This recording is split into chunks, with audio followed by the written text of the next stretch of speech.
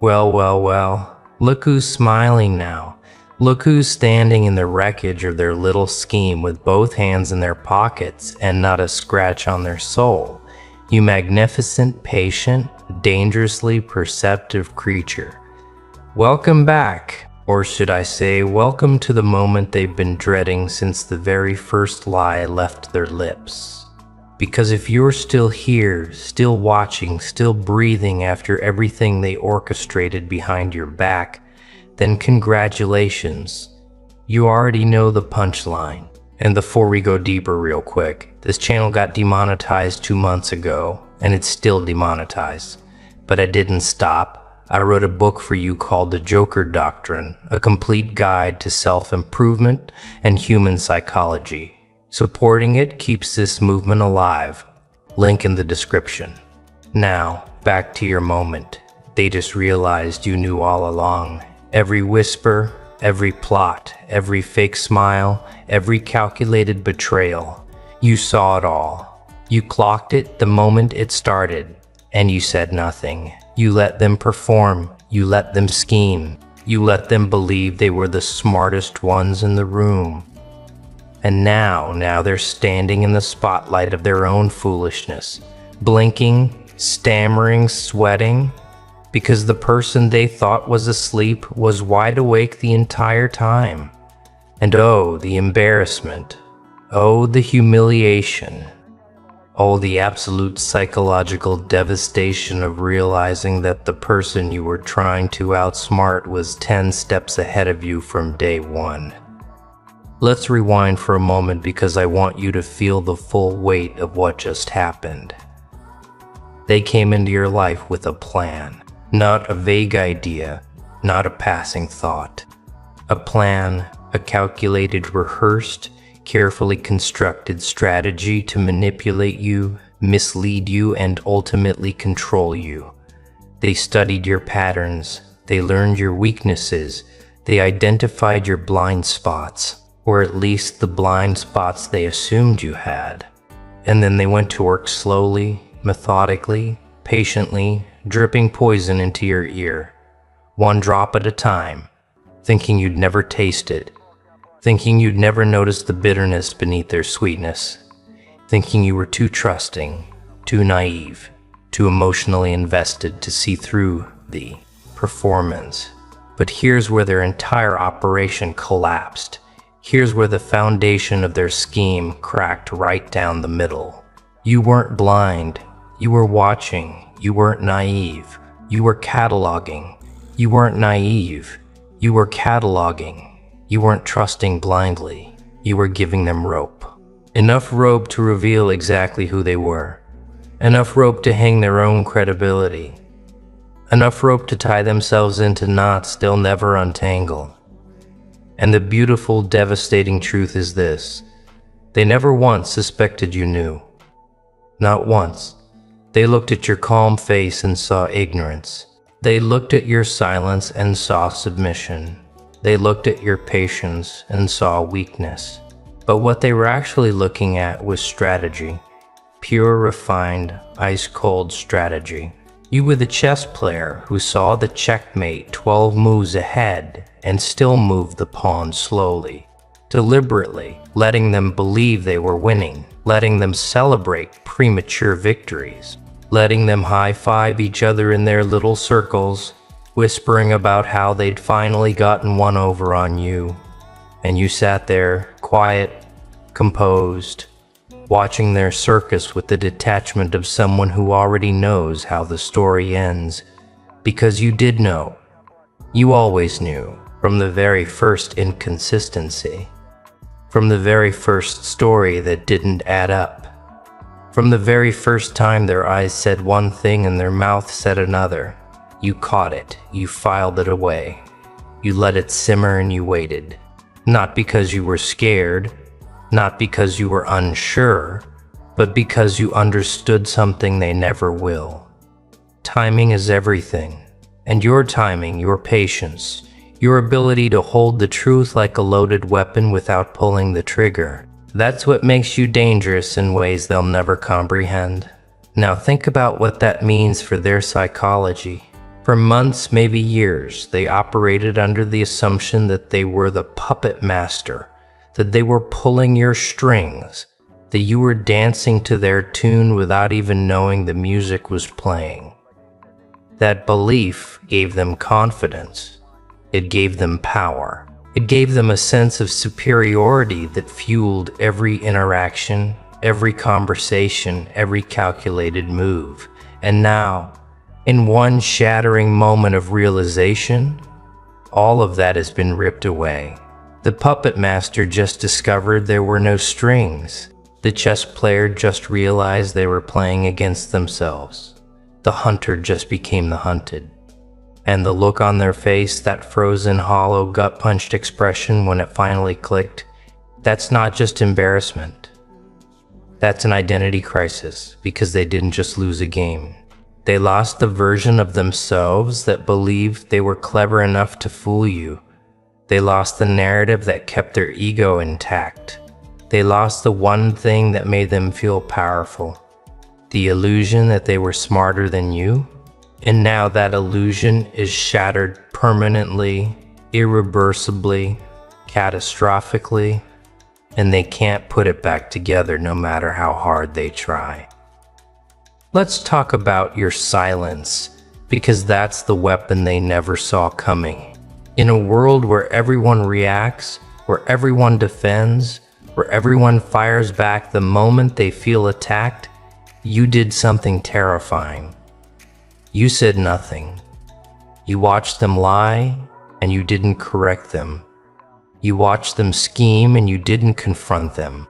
You watched them build their little house of cards, and you didn't blow it down. Not because you couldn't, but because you understood that the most devastating response to a liar isn't exposure, it's patience. It's letting them build their entire world on a foundation of deception and then watching them realize on their own, in their own time, that you knew the whole time. That's not revenge. That's not manipulation. That's mastery. That's the kind of psychological discipline that most people will never achieve, because most people can't sit with the truth without speaking it. Most people can't watch injustice without screaming. Most people can't endure the discomfort of knowing they're being played without flipping the table. But you turn that discomfort into fuel. You turn that knowledge into armor. You turn that silence into the loudest statement anyone has ever made. And now they're drowning in that silence because your silence wasn't empty. It was loaded. Every time you smiled when they lied, it was a bullet they didn't know was chambered. Every time you nodded when they manipulated, it was a page being added to a record they didn't know existed. Every time you stayed calm when they expected you to break, it was another nail in the coffin of their credibility. They thought your silence meant you were fooled, but your silence meant you were filled. But your silence meant you were finished collecting evidence. You were finished watching their performance. You were finished giving them the space to reveal every ugly corner of who they truly are. And now that the curtain has fallen, now that the lights are on, now that they're standing naked in the truth they tried so hard to hide, they can't blame anyone but themselves. Because you didn't expose them. They exposed themselves. You just gave them the stage. You just held the spotlight. You just waited for the final act. And what an act it was. The moment they realized you knew, the moment they saw it in your eyes, the moment the truth hit them like a freight train. Every ounce of confidence they ever had evaporated. Every smirk they ever wore melted. Every whisper they ever shared became a scream echoing back at them in the voice of their own stupidity. Here's what makes this even more devastating for them. They can't accuse you of playing dirty. They can't call you manipulative. They can't paint you as the villain because you didn't do anything. You didn't scheme, you didn't plot, you didn't retaliate, you simply observed, you simply noticed, you simply remembered, and then you simply existed with that knowledge peacefully, calmly, without malice, without vengeance, without the need to weaponize what you knew, and that's what terrifies them the most. Because a person who retaliates, they can handle that. A person who fights back, they can prepare for that. A person who screams and confronts, they have a playbook for that. But a person who knows everything and says nothing, a person who watches every betrayal with steady eyes and a steady heart, a person who holds the receipts but never presents them, that kind of person is unpredictable. That kind of person is uncontrollable. That kind of person is untouchable. And that's exactly what you are. Untouchable. Not because you built walls, but because you built awareness.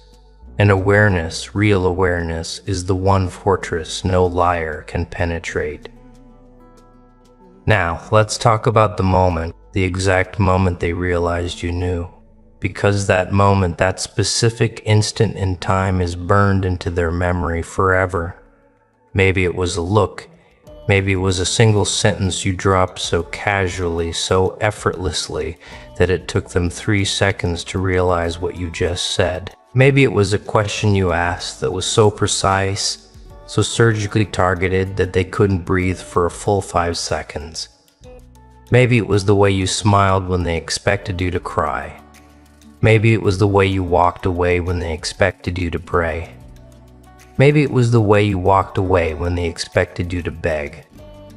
Whatever it wasn't dramatic. It wasn't loud. It wasn't theatrical. It was quiet, controlled, almost gentle. And that's what made it absolutely devastating, because they were prepared for an explosion. They were braced for a confrontation.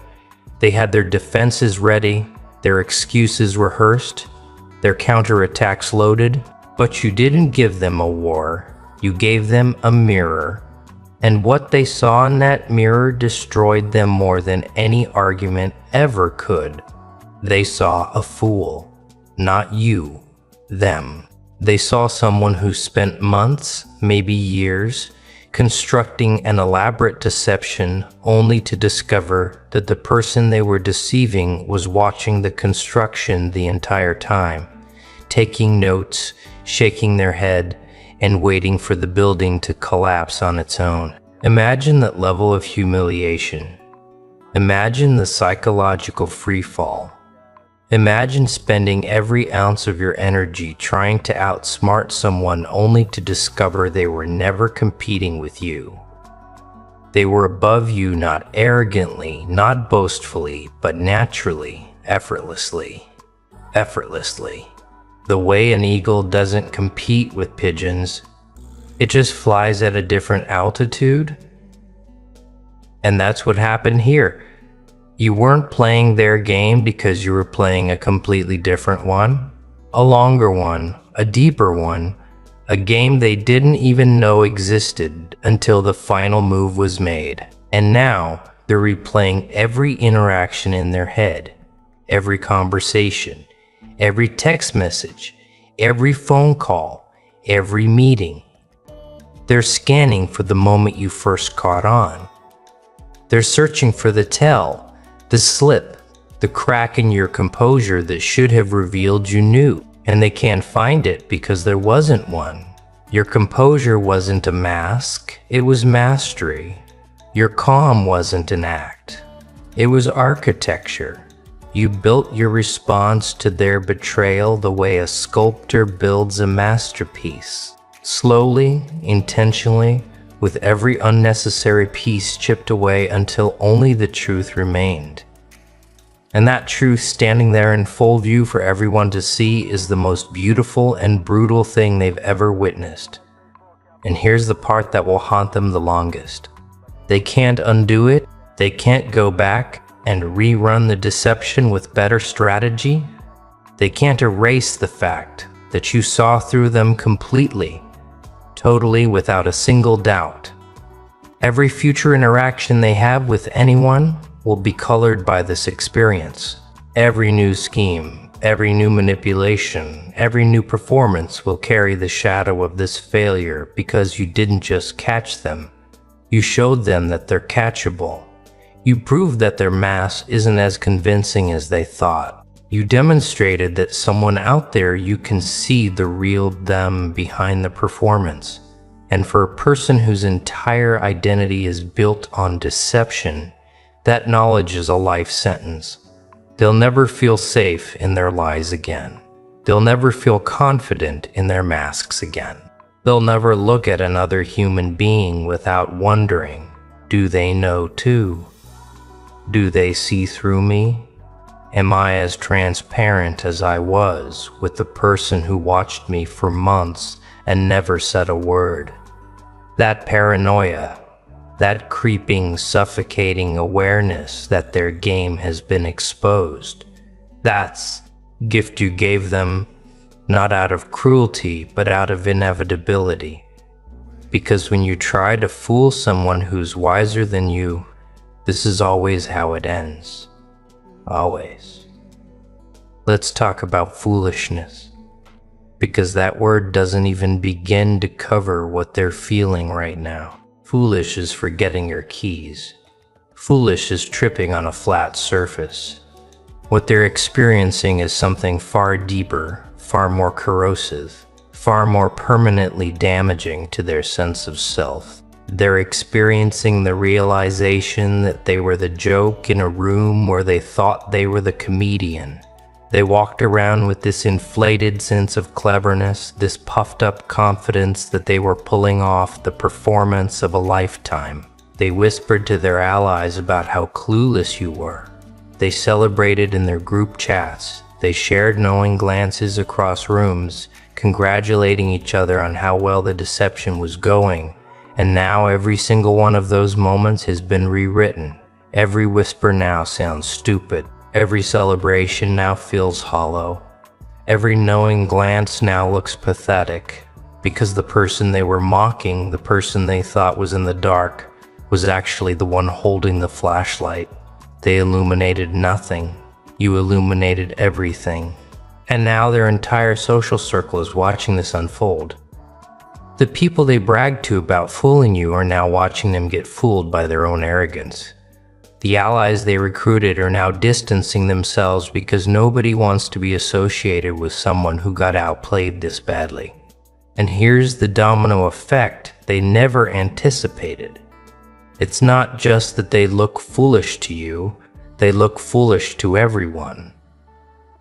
Because the moment people found out you knew all along, the entire narrative shifted. Suddenly you're not the victim. You're the strategist. Suddenly you're not the naive one, you're the perceptive one. Suddenly you're not the person who got played, you're the person who let someone play themselves. And that reframe, that complete inversion of the story is devastating for them on every level because they can't control it. They can't spin it. They can't add context or nuance that makes them look better. The facts are the facts. They tried to deceive you. You saw through it. You stayed quiet. And now they look exactly like what they are. Amateurs, pretenders, people who thought they were playing chess when they were actually playing checkers against a grandmaster who was reading a book while they made their moves. That image, that mental picture of them sweating and scheming while you casually observed with full knowledge of their every move is now permanently etched into the minds of everyone who knows the story. And nothing, absolutely nothing, will ever erase it. They can apologize, they can explain, they can justify, they can rewrite history in 100 different ways, but the image remains. The fool remains, the lesson remains, and you remain unbothered, untouched, and undeniably superior in every way that matters. Now, let's talk about what this does to their relationships, because the fallout doesn't stop with you. It ripples outward into every corner of their life. The people who trusted them are now questioning that trust. The people who believed their version of events are now revising their opinions. The people who took their side are now wondering if they were manipulated too. Because if this person could spend months, years running a deception this elaborate and still get caught, what else have they been lying about? What other performances have they been giving? What other people have they been fooling or trying to fool? That seed of doubt once planted grows fast. And it doesn't just grow in one direction. It spreads into their friendships, their professional relationships, their family dynamics. Everywhere they've ever worn a mask, people are now looking more closely. People are now paying attention. People are now doing exactly what you did, watching, waiting, noticing. And for someone who relies on deception to function, that level of scrutiny is suffocating. They can feel the walls closing in. They can feel the trust eroding. They can feel the ground shifting beneath their carefully constructed life. And they have nobody to blame but themselves. Because you didn't tell anyone, you didn't campaign against them, you didn't go on a revenge tour. You simply existed with the truth. And the truth, once it's out, does its own work. It doesn't need your help. It doesn't need your anger. It doesn't need your energy. It just needs to exist. And it does loudly, permanently, mercilessly.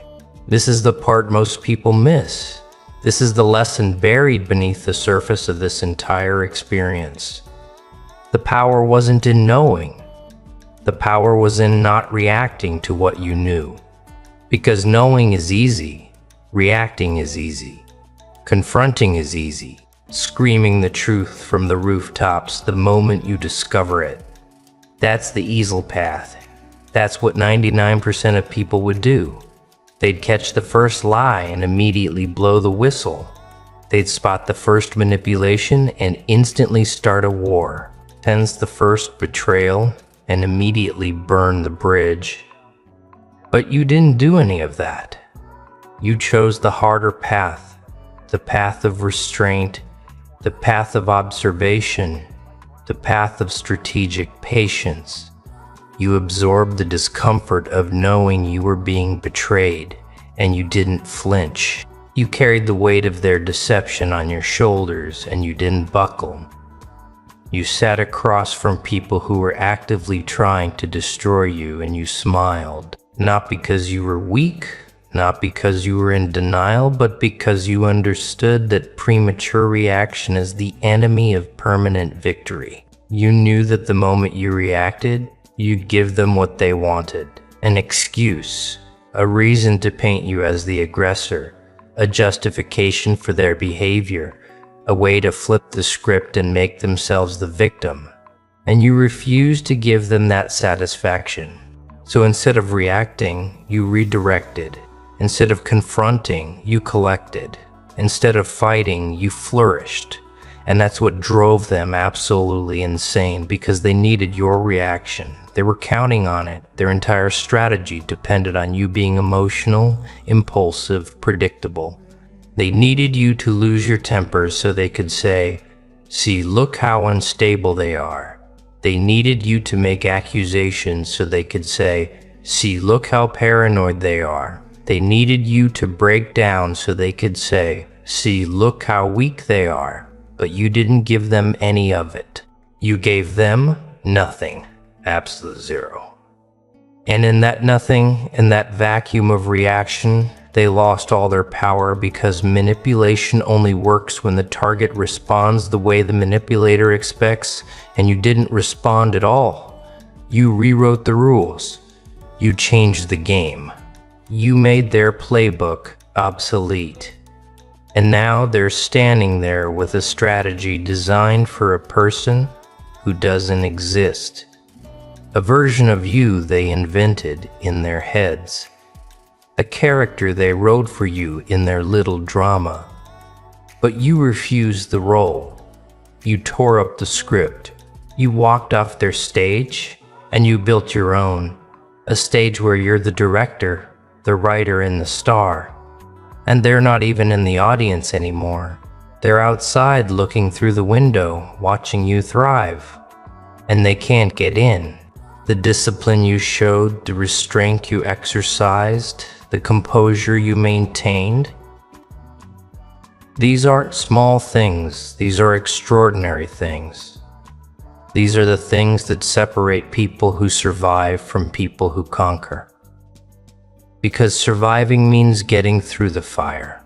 Conquering means walking out of the fire, holding the ashes of every lie they told, every mask they wore, every scheme they built, and using those ashes as fertilizer for your own growth. That's what you did. You didn't just get through it. You grew through it. You became sharper, more aware, more resilient, more discerning. Every lie they told you to recognize deception faster. Every manipulation they attempted taught you to identify patterns more clearly. Every betrayal they executed taught you to value your own judgment above anyone else's performance. They thought they were breaking you, but they were training you. They thought they were weakening you, but they were forging you. They thought they were making you vulnerable, but they were making you invincible. And now you stand on the other side of their scheme, not just intact, but improved. Not just unbroken, but upgraded. Not just aware, but awakened. And they have to live with the knowledge that their greatest attempt to destroy you became the very thing that made you unstoppable.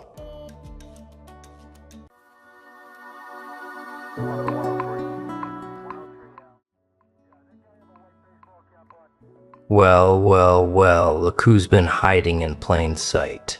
Look who's been walking through crowds undetected, unread, underestimated. You gorgeous, unknowable, perfectly disguised force of nature. Welcome back, or maybe I should say, welcome to the greatest advantage you never knew you had.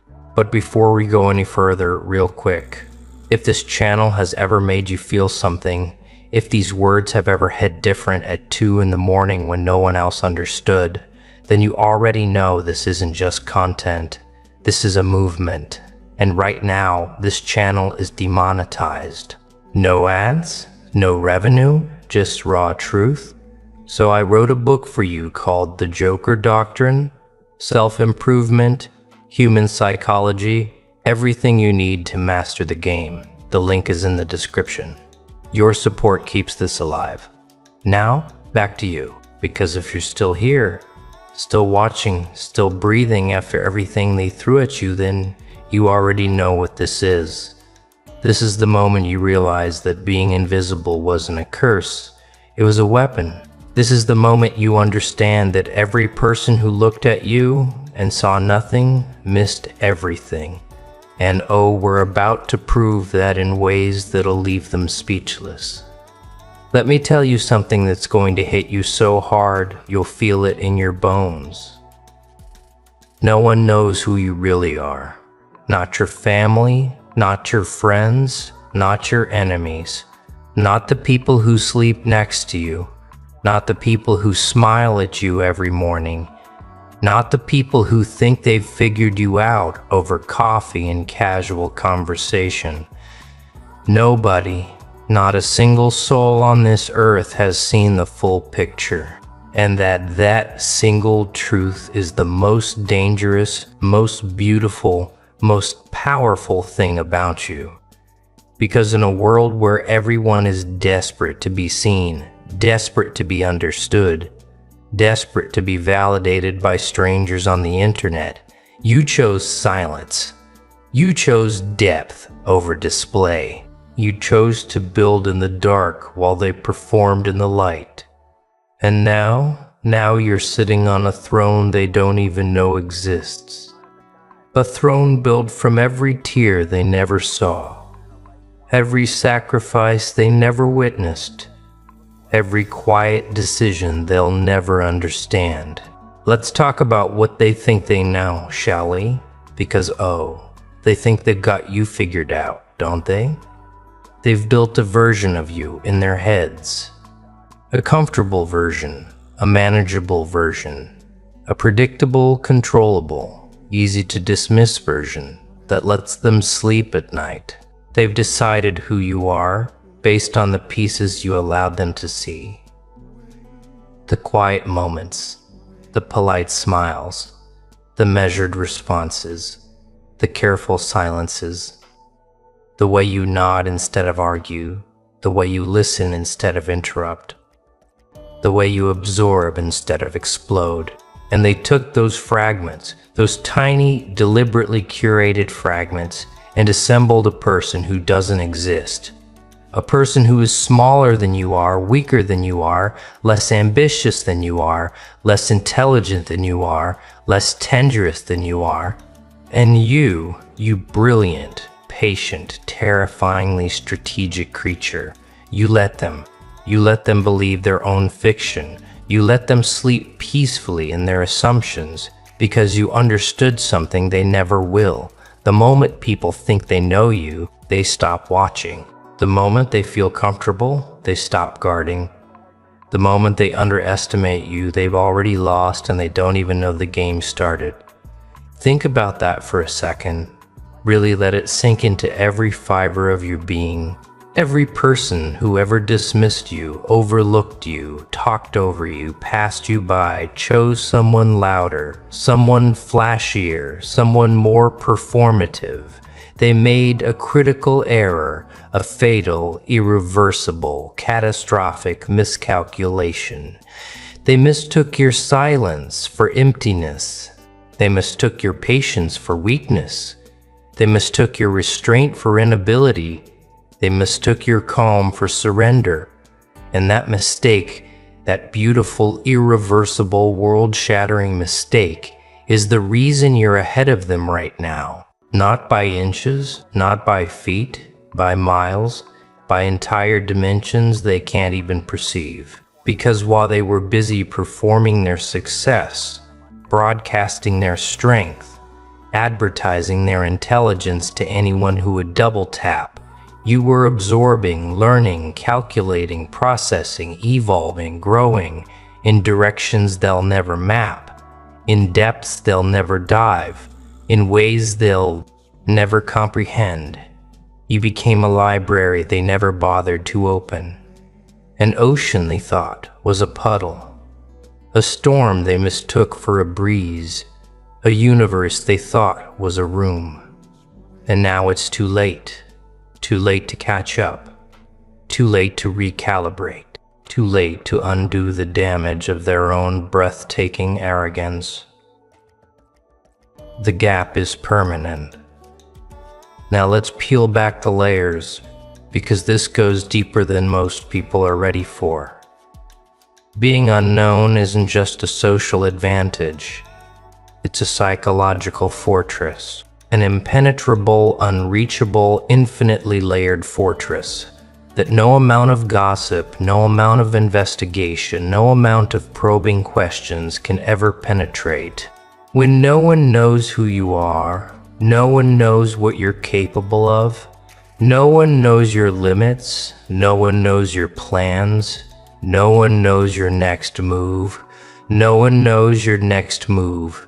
No one knows your true capacity for brilliance or your true threshold for endurance.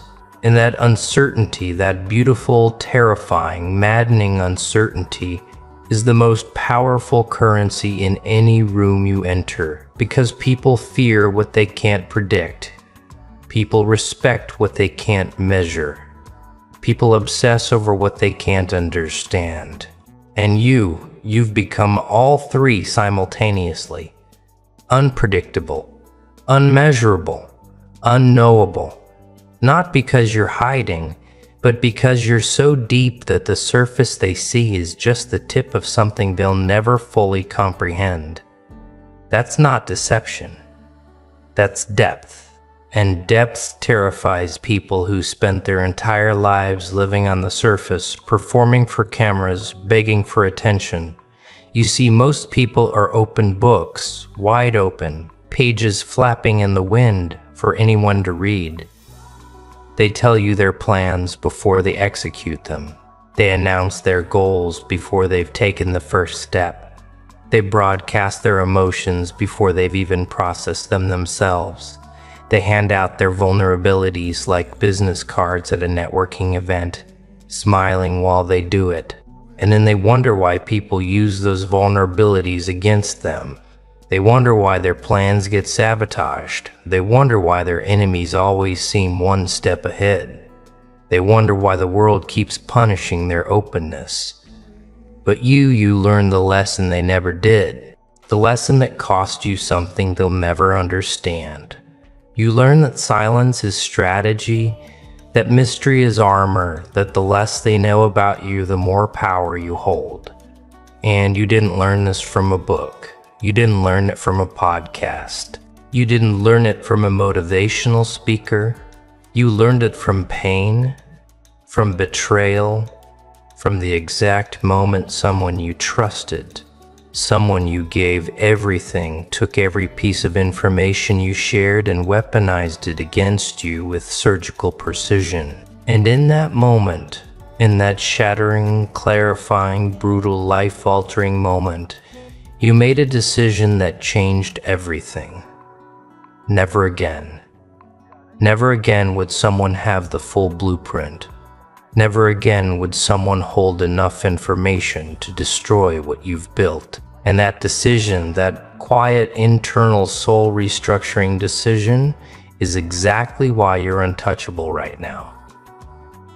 Let me paint you a picture of what they're missing.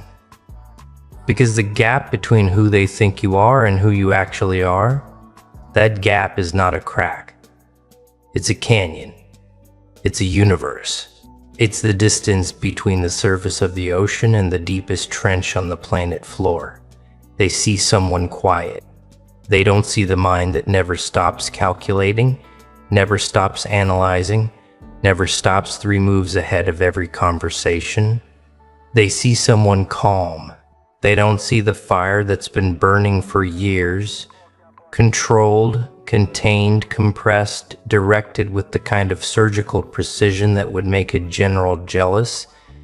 They see someone simple. They don't see the complexity, the layers upon layers, the contradictions, the depth that would take a lifetime to unravel and still leave questions unanswered. They see someone who doesn't say much.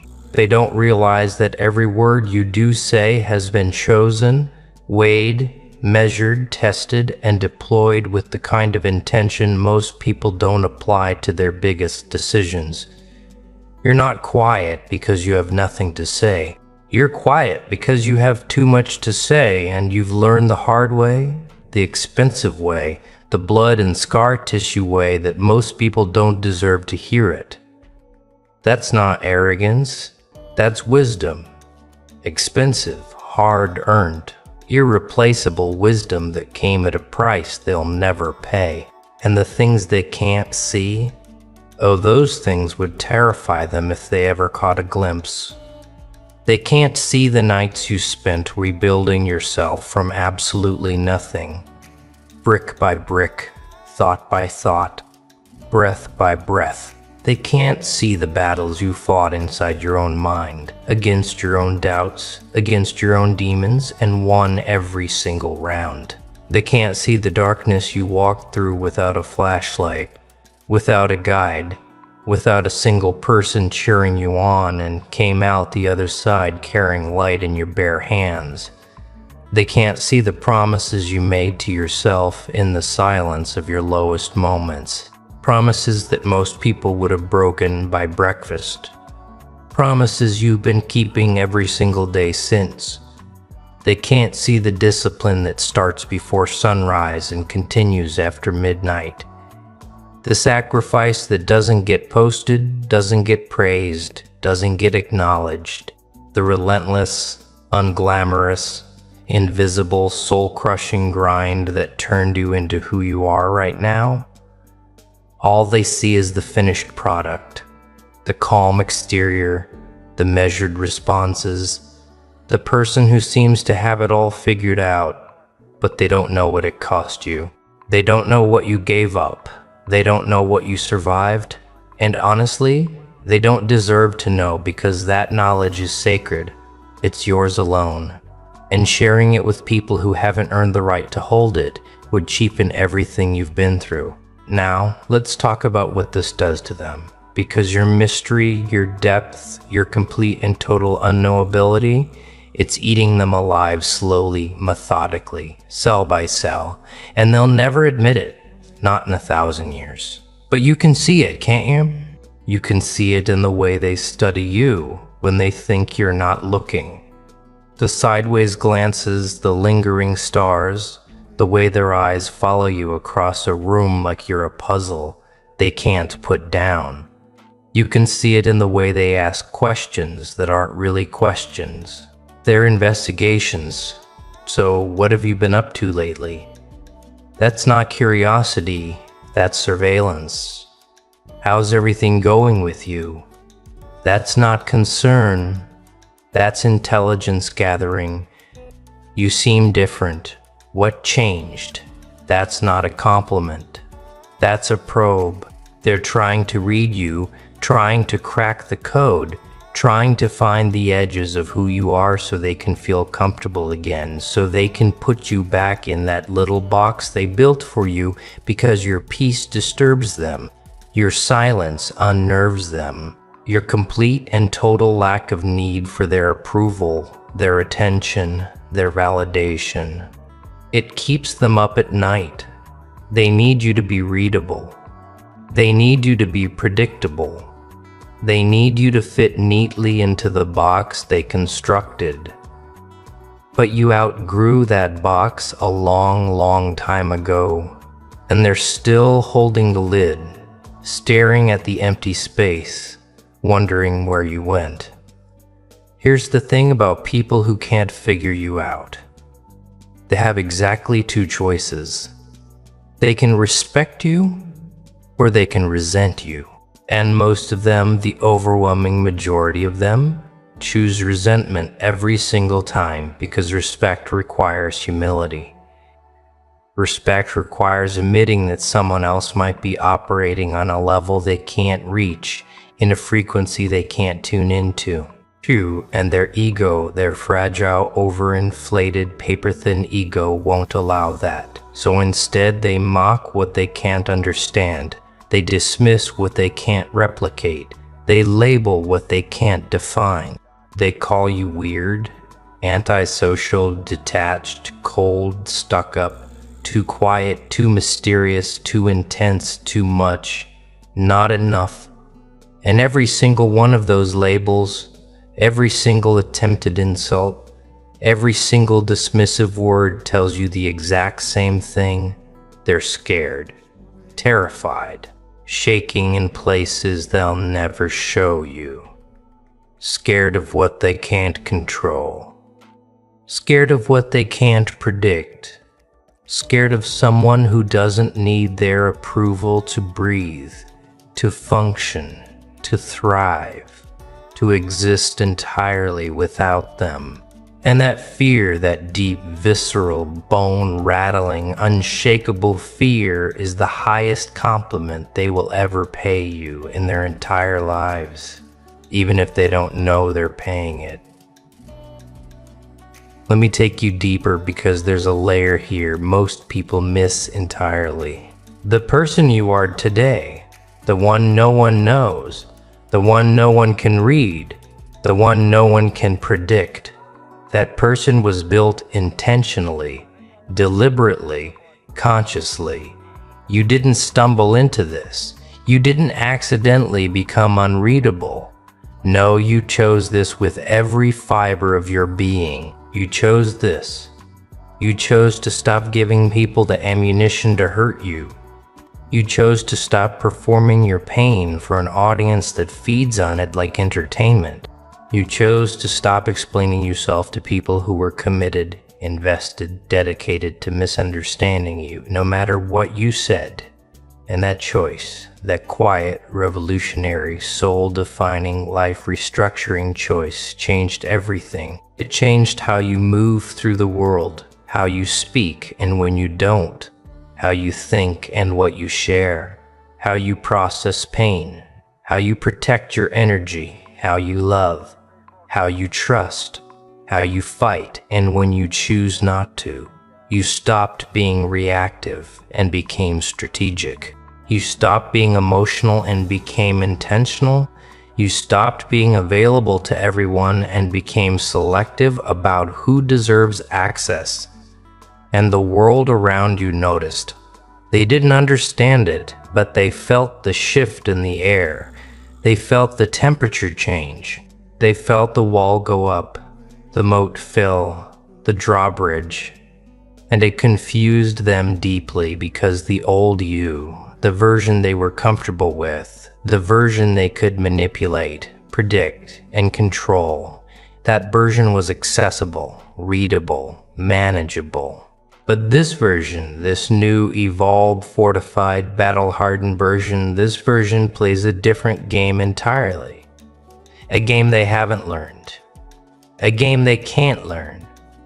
A game they can't learn. A game that's already over for them and they just don't know it yet.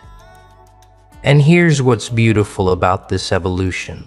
It wasn't loud, it wasn't dramatic, there was no announcement, no confrontation, no Instagram post about new energy, no public declaration of war. You just changed quietly, gradually, permanently, irreversibly. One day you stopped sharing everything with everyone. One day you stopped reacting to every provocation, every slight, every passive-aggressive comment. One day you stopped caring about the opinions of people who hadn't earned the right to have one about you. And they didn't notice until it was too late, until the distance was too wide to cross, until the version they knew was gone. Permanently retired, never coming back, and now they're grieving a person who isn't dead, just awakened. They're mourning access they didn't earn.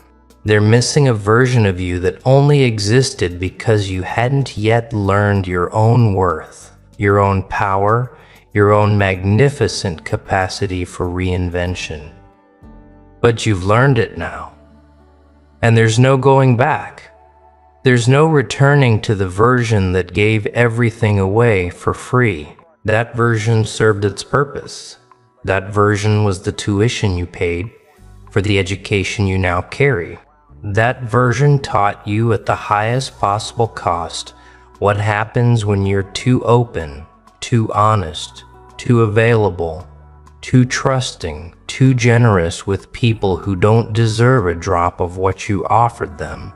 Oceans of, and now you carry those lessons like armor, not to hide who you are, but to protect something precious, something irreplaceable, something they will never ever deserve to touch again, unless they've proven beyond any shadow of doubt that they'll handle it with the kind of care it demands.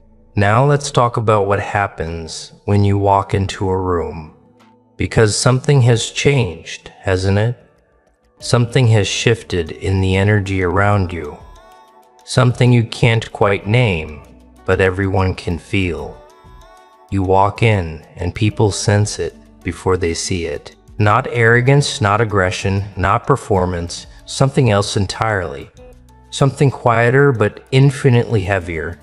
A presence, a gravitational pull, a frequency that tells people on a subconscious level beneath conscious thought, beneath rational analysis, this person is not to be underestimated. This person carries something. This person has survived something. This person knows something the rest of us don't. And they can't explain it. They can't point to it. They can't articulate it in any way that makes sense. But they feel it. They feel it in the way you don't rush to speak when everyone else is filling silence with noise. They feel it in the way you observe before you engage, study before you participate, calculate before you commit. They feel it in the way you hold silence like it's a loaded weapon you're choosing not to fire. They feel it in the way your calmness makes their chaos look amateur, their drama look childish, their noise look desperate. And that presence, that unshakable, unmistakable, absolutely unfable presence, that's the result of everything you've been through. That's the energy of someone who has survived their own destruction and rebuilt from the atoms up. That's the aura of someone who doesn't need to prove anything to anyone, because the proof is in every step they take, every silence they hold, every breath they release. You know what's funny? The people who talk the most are usually hiding the most. The people who perform the loudest are usually the emptiest inside. The people who need to tell you who they are, who announce their greatness like a commercial break, who introduce themselves with their achievements, usually aren't who they claim to be. But you don't tell anyone anything. You don't announce, you don't declare, you don't perform. And that silence, that refusal to self-promote, that total and complete absence of desperation, it speaks louder than every speech they've ever rehearsed, because people don't trust volume. Not really. Not when it matters. People trust depth. People don't trust performance. People trust consistency. People don't trust the ones who announce their greatness from rooftops. They trust the ones who demonstrate it without saying a single solitary word. And that's exactly what you've been doing. Demonstrating, not declaring, proving, not promising, building, not broadcasting, creating, not complaining. And now the results are starting to show, not in a single dramatic moment, not in a viral announcement, not in a flashy reveal, but in the slow, steady, undeniable, unstoppable shift of everything around you. People are starting to notice things they can't explain. Opportunities appearing from what seems like nowhere. Doors opening without visible effort. Respect arriving without request, without demand, without performance. And they're confused, deeply, uncomfortably confused, because they didn't see you grind at 3 a.m. They didn't see you sacrifice the things they couldn't live without. They didn't see you bleed in private, heal in silence, rebuild in darkness. All they see is the result. And the result looks like magic. But it's not magic. It's mathematics. It's the cold, beautiful equation of years of invisible effort producing visible, undeniable, permanent results. And that equation doesn't lie, not ever. Now, let's address the ones who left, the ones who walked away, the ones who looked at you at the quiet version, at the reserved version, at the version that wasn't performing for their entertainment and decided you weren't worth staying for. Let's talk about them because they deserve a very special mention in this chapter of your story. They left because they thought your silence meant you had nothing to offer them. They left because your depth made them uncomfortable, made them feel shallow by comparison. They left because your refusal to perform, to beg, to chase, to prove yourself felt like rejection to their ego. And now they're watching from a distance, scrolling through what little you post, asking mutual friends about you, with forced casualness, trying to piece together the puzzle they voluntarily, arrogantly, carelessly walked away from. And it's killing them because they're starting to realize slowly and painfully that the person they left wasn't the person they thought they were leaving. They thought they were leaving behind someone ordinary, someone forgettable, someone easily replaceable with the next shiny distraction. But now they're seeing a truth they can't unsee. And the truth is, you were the rarest thing they ever held in their hands, and they dropped you like common glass. That mistake will echo for the rest of their lives. Not because you're vengeful, but because rare things don't come around twice. And they know it, they feel it, they carry that knowledge like a stone in their chest that gets heavier every single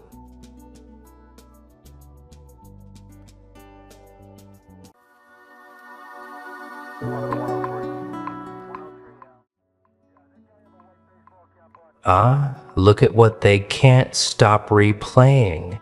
Yeah, that moment. The one they thought would pass quietly, the one they assumed would dissolve into nothing like all the other times you were expected to stay in your place. The one where the room was supposed to move on without resistance, without interruption, without friction. You were meant to remain the unspoken name, the convenient silence, the easy omission. But something happened, didn't it? Something shifted. Something snapped into place so cleanly, so decisively, so completely out of alignment with their expectations that it sent a shock through the entire structure they thought they controlled. And now they're asking questions they were never supposed to ask. Not about you directly, about the room, about loyalty, about authority, about who just crossed a line they didn't even realize was being guarded. Someone powerful, someone who rarely intervenes, someone who understands exactly how these dynamics work, watched the moment unfold and felt their internal model break because someone went to war for you in that room? Not loudly, not emotionally, not impulsively, calmly, deliberately, with precision. And the words that followed weren't admiration, they weren't praise. They were confusion, sharpened by fear. Why would anyone do that? Why would someone risk position, standing, leverage for you? Because what just happened didn't fit the rules they rely on. It didn't fit the hierarchy they enforce. It didn't fit the quiet agreement that certain people are safe to overlook, safe to diminish, safe to sacrifice without consequence. You see, they had you mapped out, didn't they? Your role, your ceiling, your relevance. They knew where you belonged in the room, which was nowhere that mattered. They thought your silence meant acceptance. They thought your restraint meant weakness. They thought your distance meant disengagement. They thought they understood the limits of how much weight your name could carry when spoken aloud. And for a long time, maybe you let them think that. Maybe you stayed quiet. Maybe you didn't correct the narrative. Maybe you allowed them to believe you were alone, unsupported, unprotected, that you didn't have anyone willing to step into the fire on your behalf. And then it happened. That one moment, that interruption they didn't plan for, that defense they didn't see coming because they were too busy watching the version of you they thought they had already neutralized. The shift was immediate. You could feel it. The air changed. The confidence in the room wavered. The unspoken hierarchy glitched, because when someone speaks up for a person who isn't even fighting for themselves, it exposes something dangerous. It reveals that the power balance they rely on is conditional, fragile, dependent on compliance. And the moment someone refuses to comply, the entire structure starts to wobble. Someone somewhere, someone with authority, someone who understands how influence actually moves, thought the same thing at the same time. This wasn't supposed to happen. Not for you. Not like this. Let's be very clear about something. That moment wasn't about fairness. It wasn't about kindness. It wasn't about morality. It was about alignment. Someone recognized something in you that didn't need defending loudly, only acknowledged correctly. And that recognition shattered the framework the room was operating under. Because when you build power on the assumption that certain people will always stay quiet, always absorb pressure, always accept erasure, and someone violates that assumption, it's not just uncomfortable, it's destabilizing. You became the variable they couldn't control without realizing it existed. Not because you spoke, but because someone else decided you were worth interrupting the script for. They thought your story was already written, that your chapter had ended somewhere earlier, quietly, without ceremony. They convinced themselves your absence from the conversation meant irrelevance. They told themselves that if you mattered, someone would have said something sooner. They used that silence to justify everything that followed. And then in one precise moment, that justification collapsed. because silence wasn't the truth. It was just unchallenged until it wasn't. Now here's where the discomfort deepens. The person who spoke up didn't do it out of loyalty the way they understand loyalty. It wasn't tribal. It wasn't emotional. It wasn't personal history. It was recognition of trajectory, of pattern, of something that doesn't announce itself early but becomes obvious to those who know how to read rooms properly. That's what really unsettles them, because if that person saw it, others might have too. And if others saw it, then the assumption that you were safe to dismiss was wrong long before that moment. They're retracing conversations now, replaying side glances, reinterpreting pauses, trying to locate the exact point where the balance tipped without them noticing. Because power hates being surprised, especially when the surprise comes not from rebellion, but from realignment. You didn't storm the room. You didn't force a confrontation. You let gravity do the work. You let the truth surface on its own timeline. And when it did, someone else took responsibility for acknowledging it. That's the part they can't neutralize. If you had defended yourself, they could frame it as ego. If you had argued, they could call it insecurity. If you had demanded respect, they could paint you as difficult, but you didn't. Someone else did the speaking. Someone whose voice carries weight they can't easily dismiss. Someone who doesn't gain anything obvious by standing up for you. And that absence of motive terrifies people who survive by tracking incentives. So now they're scrambling to reassert order, quietly, subtly. They're adjusting language, softening edges, reframing the narrative to make it seem like nothing really changed. But it did. They know it did because the room remembers. Rooms always remember moments like that. Moments when the script breaks and no one knows who's supposed to speak next. Moments when the hierarchy hesitates. Moments when the wrong person suddenly looks protected. You should understand something about these environments. They are not ruled by rules. They are ruled by permission. Who is allowed to speak? Who is allowed to challenge? Who is allowed to matter? And permission is rarely written down.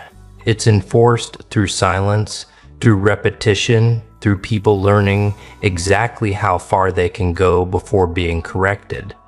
When someone goes to war for you without asking, without signaling, without hesitation, it sends a message that permission has shifted.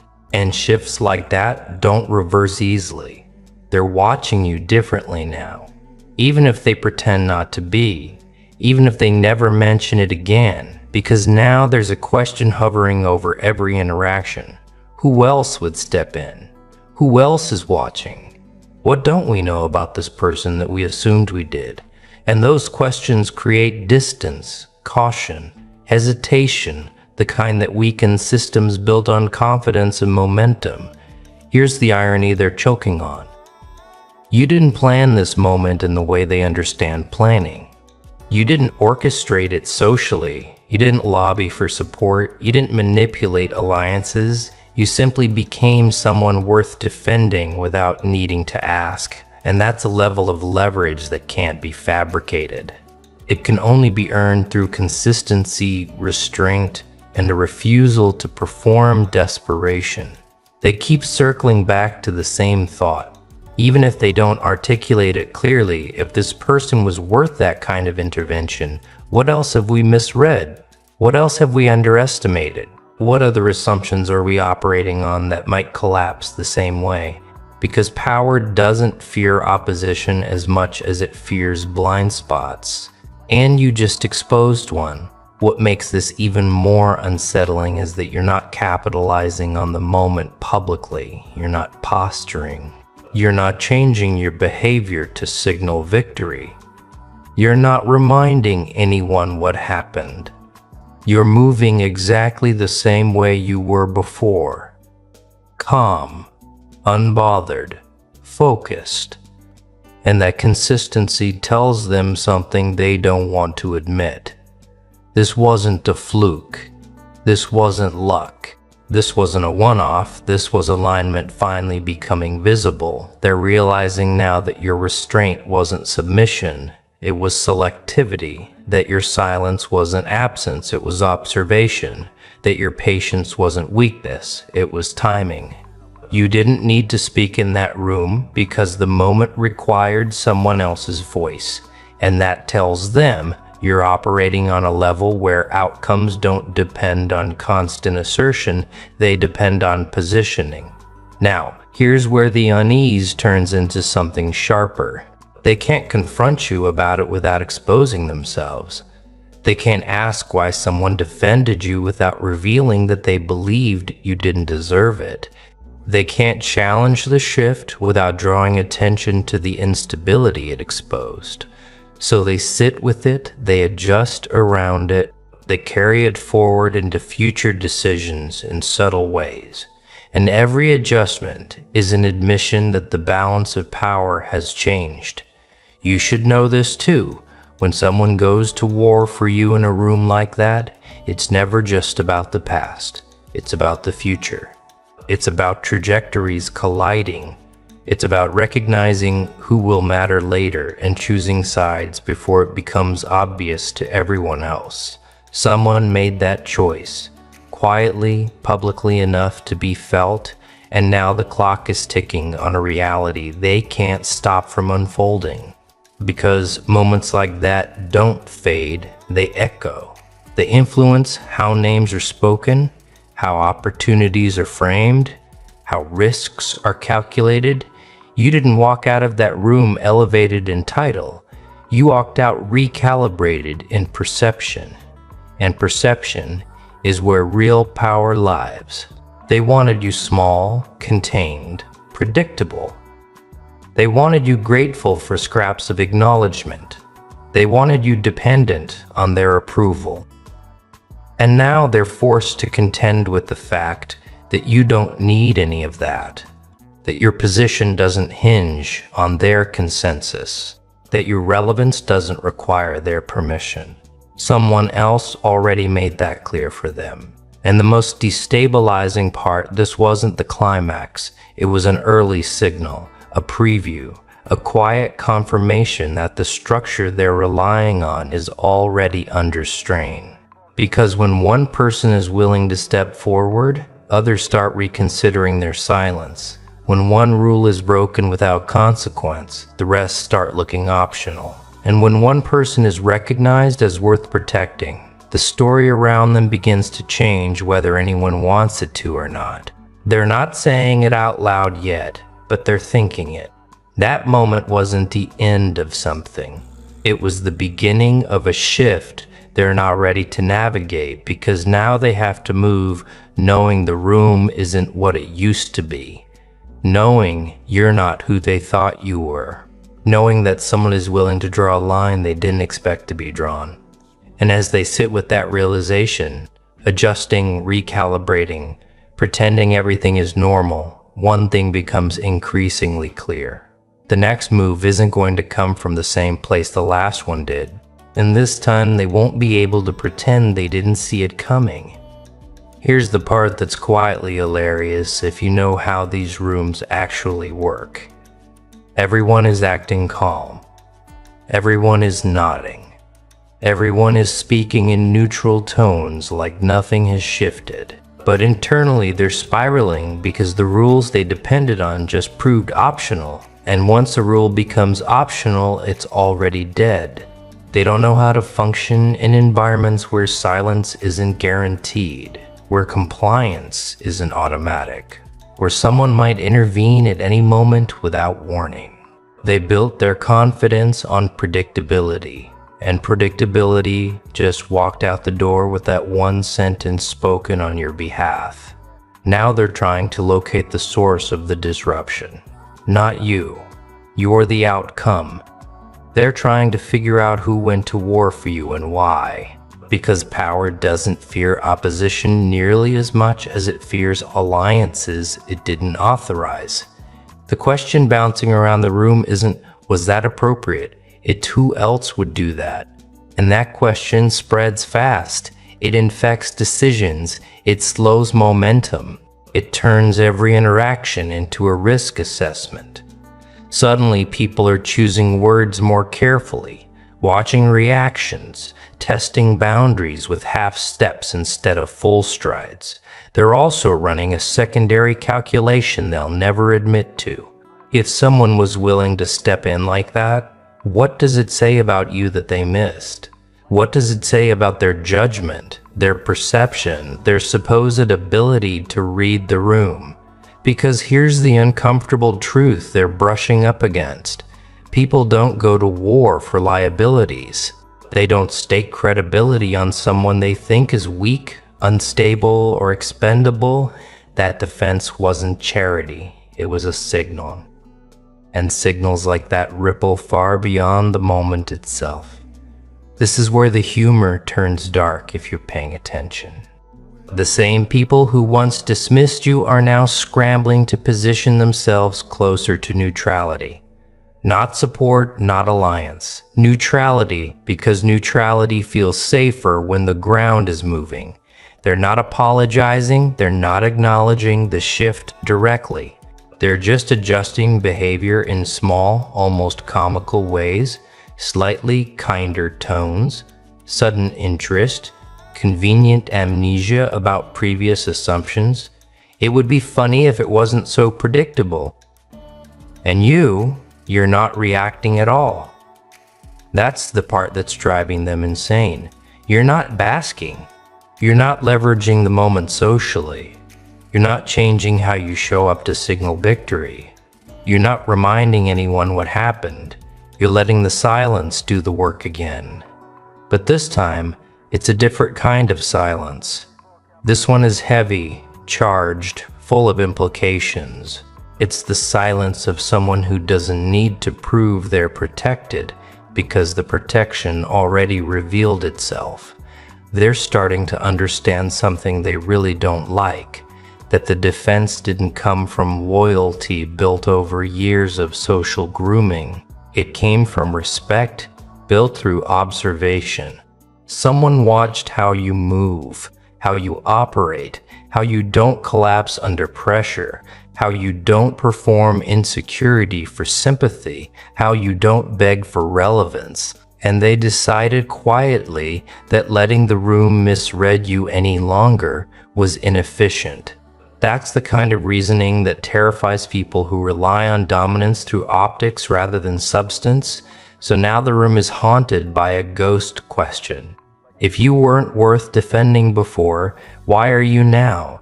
And the only answer that makes sense is the one they don't want to face. You didn't suddenly become something, you always were. They just weren't paying attention because they were too busy managing appearances. That realization hits hard because it exposes a deeper flaw. Their system doesn't identify real leverage early. It identifies compliance. It identifies noise. It identifies people who perform importance loudly enough to be seen. You didn't do that. You let time do its thing. You let patterns reveal themselves. You let results accumulate quietly. And when the moment came, someone else recognized the value before the room could erase it again. That's not luck. That's inevitability, finally surfacing. And inevitability is impossible to argue with once it becomes visible. Now they're dealing with the fallout. Subtle, but real. Decisions are being second-guessed. Conversations are being revisited. People are wondering who's watching them the way that person watched you. Because if you slipped past their radar, who else might be doing the same? The room has lost its sense of omniscience, and that loss creates paranoia disguised as professionalism. There's also something else happening beneath the surface, something even more destabilizing. The defense wasn't emotional, it wasn't dramatic, it was clean, almost boring. And boring disruptions are the worst kind. They don't give you something obvious to fight. You can't accuse it of bias or overreaction. You can't dismiss it as theatrics. It just sits there undeniable, like a data point that refuses to go away. And every time someone tries to move forward as if nothing happened, it's there in the background, quietly contradicting the old narrative. They're realizing now that the power dynamic didn't glitch because of you. It glitched because of what your presence forced someone else to acknowledge. And once that acknowledgement exists, the room can't return to pretending you're invisible. They can try. They will try, but it won't work the same way, because now invisibility would require active effort, and effort reveals intent. Here's where the chaotic part creeps in. They're starting to overcorrect. People who never noticed you before are suddenly hyper-aware. People who never spoke to you are suddenly polite. People who once dismissed your ideas are suddenly curious. It's awkward, transparent, almost embarrassing, like watching a system try to patch itself in real time while pretending nothing broke. And the more they try to smooth it over, the more obvious the fracture becomes. You can feel the room stretching now, can't you? Trying to accommodate a reality it wasn't designed for, trying to hold you in a category that no longer fits. You're not the problem they managed. You're not the variable they minimized. You're something else now, in their perception. A risk, a wild card, a reminder that their control was never as absolute as they believed, and that realization doesn't inspire confidence, it inspires caution. What really rattles them is that the person who spoke up didn't need to explain themselves. They didn't justify their stance. They didn't soften the impact. They said what needed to be said and let it land. That kind of authority doesn't argue. It declares, and declarations shift gravity whether people like it or not. The room adjusted because it had to, not because it wanted to. Now imagine being someone who built their influence on being the loudest voice, the most confident presence, the unchallenged narrator. Imagine realizing that one calm sentence from someone else can undo years of quiet positioning. That's the fear they're sitting with now. Not fear of you directly, but fear of what you represent. A future where their dominance depends on actual substance instead of repetition. And this is where it becomes clear that moment wasn't about protection. It was about exposure. It exposed who had been comfortable with your marginalization. It exposed who benefited from the old dynamic. It exposed who assumed silence meant permission. And exposure changes how people behave long after the moment passes. They're watching you now, trying to predict what you'll do next. But the problem is, they're still using the wrong model. They think the next move will come from you directly. Another action, another statement, another visible disruption. They don't understand yet that the real shift already happened. The board changed, the pieces didn't. And that misunderstanding is about to cost them, because while they're focused on you, while they're tracking your expressions, your tone, your timing, they're missing the more dangerous variable entirely. The room itself has changed. The social gravity has shifted. The permissions they relied on are no longer assumed. And once that happens, power stops flowing the way it used to. It starts leaking slowly at first, almost politely, until one day someone realizes decisions aren't landing the way they used to. Instructions don't carry the same weight. Assumptions don't close conversations anymore. That's when panic sets in. Because panic is what happens when authority discovers it needs consent. Here's the part they don't want to acknowledge. The person who went to war for you didn't just speak once and disappear back into neutrality. They altered how everyone else is now allowed to think. They created a precedent, and precedent is lethal to fragile hierarchies. Because precedent gives other people ideas. It whispers that intervention is possible, that silence is optional, that you don't always have to wait your turn if the turn was never meant to come. That whisper spreads faster than any announcement ever could. Now the room is full of people pretending they don't hear it while secretly wondering if they should act on it next time. And that internal debate is corrosive. It slows everything down. It creates hesitation where there used to be certainty. And certainty was the only thing holding the structure together. They didn't realize how dependent they were on it until it cracked. You see, systems like this don't collapse because of rebellion. They collapse because of confidence erosion. Because once people see that authority can be challenged cleanly and survive, they start reassessing their own limits. They start noticing where they've been shrinking unnecessarily. They start asking why certain lines existed in the first place. And those questions don't stay theoretical. They show up in meetings, in decisions, in moments where someone pauses instead of complying instantly. That pause is where power goes to die. They're also realizing something else, something deeply uncomfortable. That defense wasn't reactive. It wasn't emotional. It was anticipatory. It came from someone who could see where things were headed and decided to intervene before the damage became obvious to everyone else.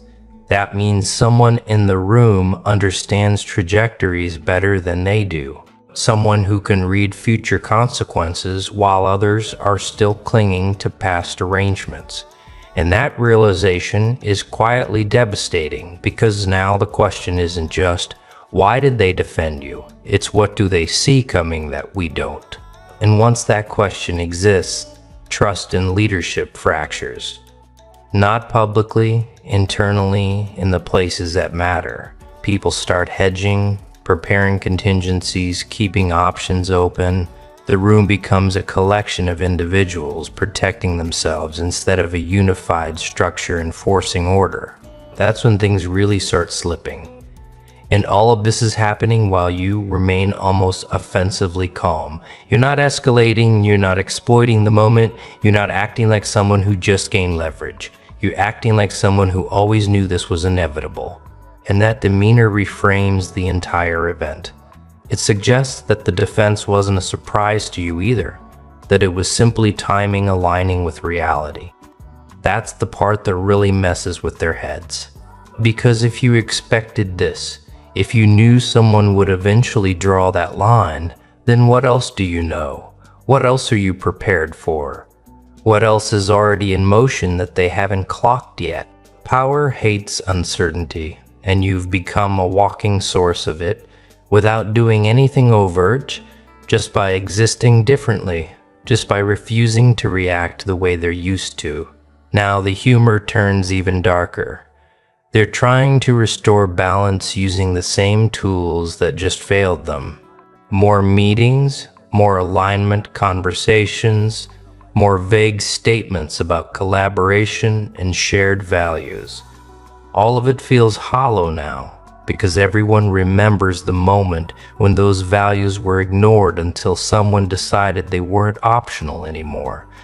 The words don't land. They can't. The spell is broken. Pair's throat. They're also quietly monitoring the person who spoke up for you, watching their interactions, analyzing their tone, trying to determine whether that moment was a one-time anomaly or the start of a pattern. Because if it's a pattern, then the power map needs to be redrawn. And redrawing maps means admitting the old ones were wrong. People built careers on those maps. Egos, identities, entire self-concepts. That's not something they're eager to confront. So instead, they stall. They observe. They delay decisions. They hope momentum will return on its own. But momentum doesn't return after a moment like that. It either transforms or it collapses.